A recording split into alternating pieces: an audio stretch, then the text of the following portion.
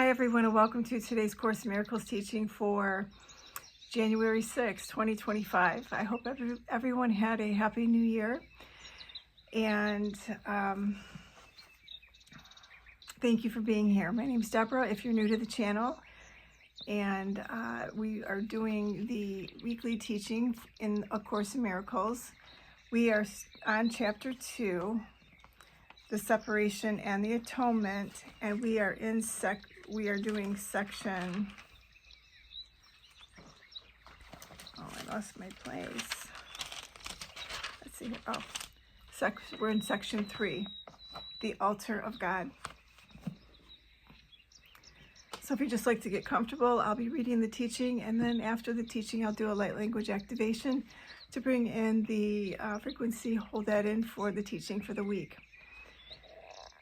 Okay, so we are doing the altar of God. The atonement can only be accepted within you by releasing the inner light. Since the separation defenses have been used almost entirely to defend against the atonement and thus maintain the separation, this is generally seen as a need to protect the body. The many body fantasies in which minds engage arise from the distorted belief that the body can be used as a means for attaining atonement. Perceiving the body as a temple is only the first step in correcting this distortion, because it alters only part of it. It does recognize that atonement in physical terms is impossible. The next step, however, is to realize that a temple is not a structure at all. Its true holiness lies at the inner altar, around which the structure is built. The emphasis on beautiful structures is a sign of the fear of atonement and an unwillingness to reach the altar itself. The real beauty of the temple cannot be seen with the physical eye. Spiritual sight, on the other hand, cannot see the structure at all because it is perfect vision. It can, however, see the altar with perfect clarity. For perfect effectiveness, the atonement belongs at the center of the inner altar, where it undoes the separation and restores the wholeness of the mind. Before the separation, the mind was invulnerable to fear, because fear did not exist. Both the separation and the fear are miscreations that must be undone for the restoration of the temple, and for the opening of the altar to receive the atonement. This heals the separation by placing within you the one effective defense against all separation thoughts and making you perfectly invulnerable. The acceptance of the atonement by everyone is only a matter of time. This may appear to contradict free will because of the inevitability of the final decision, but this is not so. You can temporize, and you are capable of enormous procrastination. But you cannot depart entirely from your Creator, who set the limits on your ability to miscreate. An imprisoned will engenders a situation which, in the extreme, becomes altogether intolerable.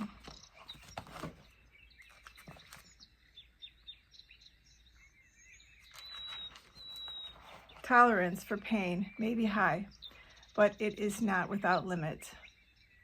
Eventually, everyone begins to recognize, however dimly, that there must be a better way. As this recognition becomes more firmly established, it becomes a turning point. This ultimately reawakens spiritual vision, simultaneously weakening the investment in physical sight. The alternating investment in the two levels of perception is usually experienced as conflict, which can become very acute, but the outcome is as certain as God. Spiritual vision literally cannot see error and merely looks for atonement. All solutions the physical eye seeks dissolve. Spiritual vision looks within and recognizes immediately that the altar has been defiled and needs to be repaired and protected. Perfectly aware of the right defense, it passes over all others, looking past error to truth.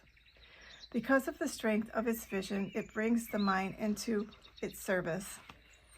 This reestablishes the power of the mind and makes it increasingly unable to tolerate delay, realizing that it only adds unnecessary pain. As a result, the mind becomes increasingly sensitive to what it would once have regarded as very minor intrusions of discomfort. The children of God are entitled to the perfect comfort that comes from perfect trust.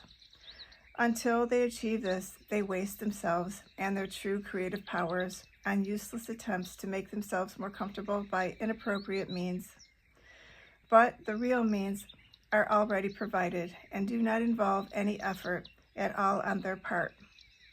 The atonement is the only gift that is worthy of being offered at the altar of God because of the value of the altar itself. It was created perfect and is entirely worthy of receiving perfection. God and his creations are completely dependent on each other. He depends on them because he created them perfect. He gave them his peace so they could not be shaken and could not be deceived. Whenever you are afraid, you are deceived, and your mind cannot serve the Holy Spirit. This starves you by denying you your daily bread. God is lonely without his sons, and they are lonely without him. They must learn to look upon the world as a means of healing the separation. The atonement is the guarantee that they will ultimately succeed. So that is this week's teaching. The Altar of God, Chapter 2, the Separation and the Atonement. And I wanted to apologize at the beginning of the video. As you can hear, seems like I'm coming down with something. Hopefully I'm not claiming that, but apologize for the probably difficulty in hearing me. I can't speak real loud. Okay, so we're going to do the light language activation now. So I will be calling in the Holy Spirit and Ascended Master Jesus to assist with bringing in the light language that we need to hear for today's lesson, or this week's teaching, I should say. And there is a crystal I wanted to use. I gotta get it. Just a minute. I'll be right back.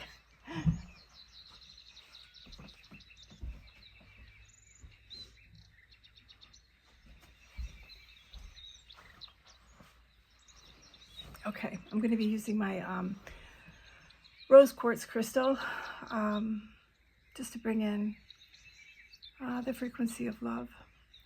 So if you just like to get comfortable, I'm going to set the space with the singing bowl. Thank you, Spirit. What messages do you have for our beautiful viewers?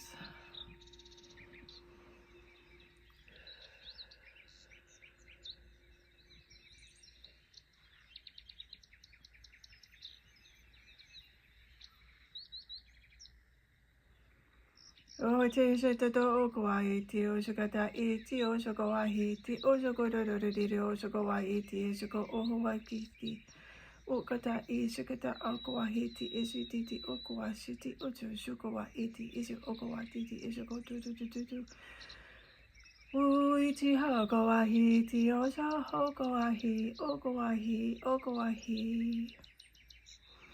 Thank you for joining us, and I'm going to keep it brief. But I would like to say, there's definitely, I did a clearing yesterday, a healing and a clearing for somebody, and I just think it's very important to, when you're doing this kind of work, that you really take the time to, and I think that's probably why I feel the way I do, because it affected me as a result of that.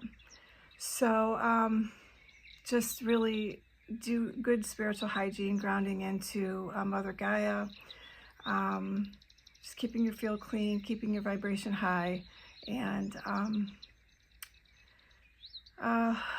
yeah, and keep doing the course work. So I hope you've enjoyed this week's teaching and light language activation, and I'm sending you so much love, blessings, and abundance. Have a beautiful week.